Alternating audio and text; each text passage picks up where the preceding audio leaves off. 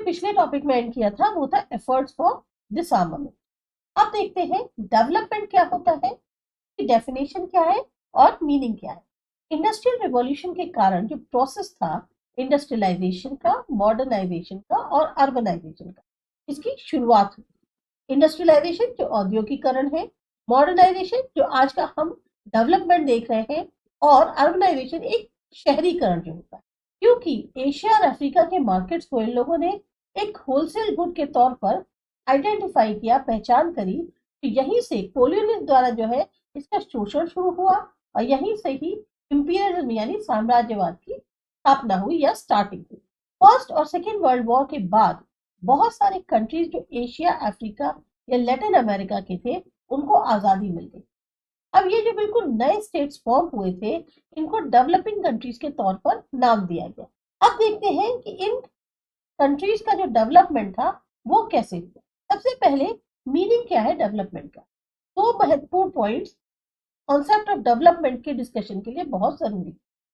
पहला, डेवलपमेंट का मतलब खाली इकोनॉमिक ग्रोथ यानी आर्थिक ग्रोथ ही नहीं है। ये एक बहुत ही डिफिकल्ट कॉन्सेप्ट है। कुछ और एस्पेक्ट्स होते हैं, पहलू होते हैं, जैसे एनवायरनमेंट है, टेक्नोलॉजी हो गई, इकोनॉमिक, पॉलिटिकल, सोशल या कल्चरल पहलू जो है, ये भी इसमें कंसिडर किए जाते हैं जब हम डेवलपमेंट की बात करते हैं। ह्यूमन बींग्स मेन होते हैं इस प्रोसेस ऑफ डेवलपमेंट, जहां पर ह्यूमन की जरूरतें, कल्चर, प्राइड और एनवायरमेंटल चेंजेस जो है वो सोशल और फिजिकल कंटेक्स्ट में होती है, और इन्हीं को जो है देखा जाता है उसके रेफरेंस में ह्यूमन रिलेशंस। तो डेवलपमेंट जो है वो एक ही चीज का नहीं है कि बस हमारा फाइनेंशियली जो है हम लोग डेवलप हो गए, बहुत सारे और फैक्टर्स भी हैं वो कंसीडर किया जाता है। अब यहाँ देखिए मीनिंग जो डेवलपमेंट का जो है उसको एग्जामिन किया है डेवलपमेंट ऑफ डेवलपिंग कंट्रीज के एग्जाम्पल से या माध्यम से।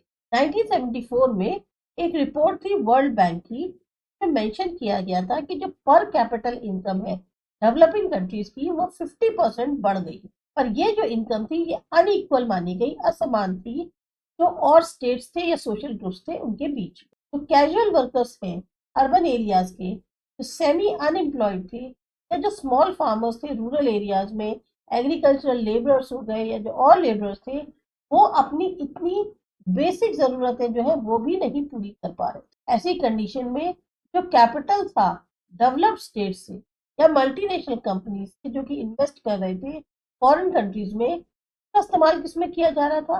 लेटेस्ट टेक्नोलॉजी के लिए, नॉलेज मैनेजमेंट के लिए, मार्केट सर्विस नॉलेज के लिए, स्किल डेवलपमेंट के लिए, जो एम्प्लॉयज हैं स्किल्ड वर्कर्स के लिए, और इकोनॉमिक डेवलपमेंट डेवलपिंग कंट्रीज। ये ऑब्जेक्टिव जो है काफी हद तक हासिल भी हो गया, लेकिन मेजॉरिटी जो पॉपुलेशन की थी इन कंट्रीज के वो अनडेवलप्ड रह गई, और अभी वो पॉवर्टी लाइन के नीचे। मतलब क्या है कि जो मैक्सिमम उनको पैसा मिला उसका इस्तेमाल जो है यूटिलाइज किया गया इन सब कामों के, और जो पब्लिक की बेसिक जरूरतें हैं वो तक वो पूरी नहीं कर पा रहे थे।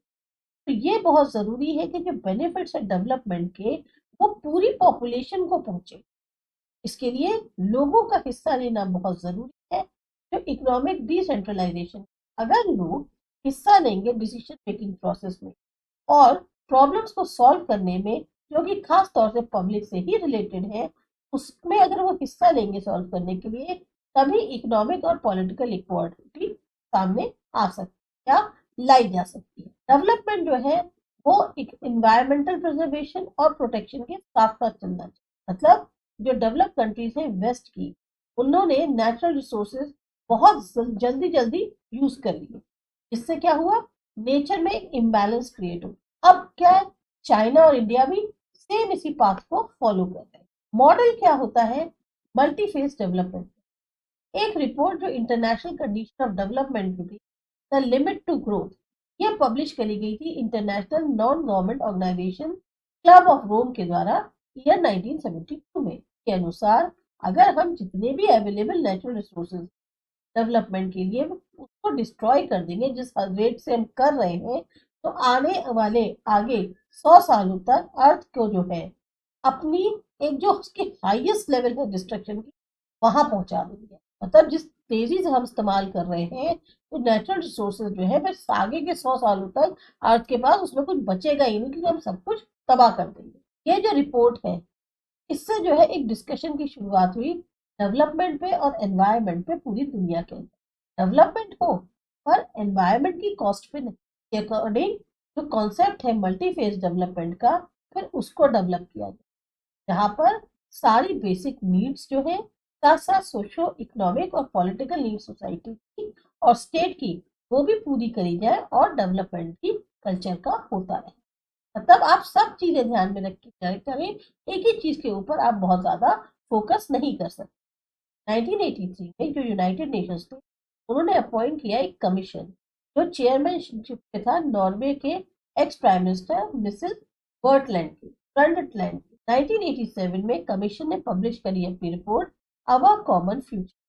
इसमें रिकमेंड किया गया कि जो विजन है डेवलपमेंट के लिए वो काफी ब्रॉड होना चाहिए और डेवलप्ड होना चाहिए।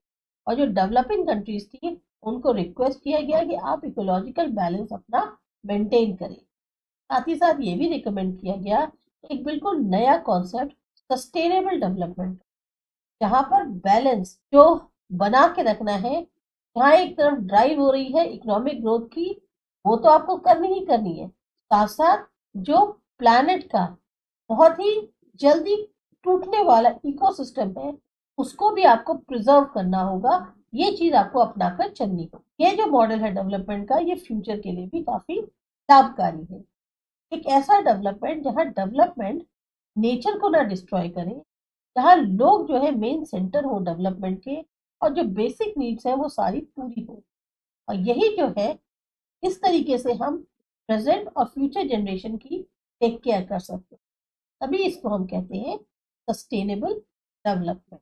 चैलेंज क्या है डेवलपमेंट के पास्ट और प्रेजेंट या जो कहती है प्रेजेंट और फ्यूचर जनरेशन के।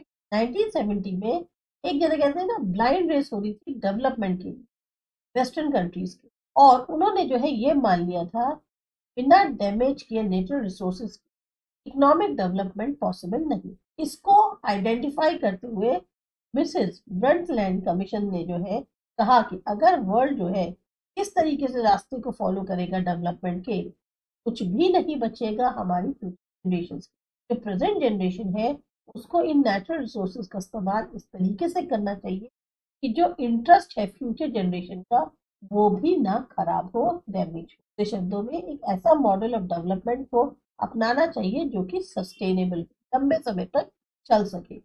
वर्ल्ड बैंक ने भी सपोर्ट किया इस तरीके के सस्टेनेबल ह्यूमन डेवलपमेंट को अपनी रिपोर्ट 1992 और 2000। जो कॉम्प्रिहेंसिव और सस्टेनेबल डेवलपमेंट एक बहुत ही इंपॉर्टेंट इशू है ह्यूमन के लिए, इकोलॉजी के लिए और वर्ल्ड पीस। ऐसा डेवलपमेंट जो है वो ध्यान में रखता है इंटरेस्ट फ्यूचर जनरेशंस के और प्रिजर्व करता है अपने नेचुरल रिसोर्सेज। सपोर्टर्स है इस डेवलप ग्रीन आइडियोलॉजी के वेस्ट के अंदर, उन्होंने सपोर्ट किया इस आइडिया ऑफ डेवलपमेंट। उनके अनुसार ऐसा डेवलपमेंट सपोर्ट करता है reasonable economic development, social responsibility, लोगों का पार्टिसिपेशन और प्रिजर्व करता है वैल्यूज नॉन वायलेंस। ये था आपका चैप्टर, आपको अच्छा लगा, समझ में आया, सब्सक्राइब करिए। असा एजुकेशन से है अगले चैप्टर। बाय।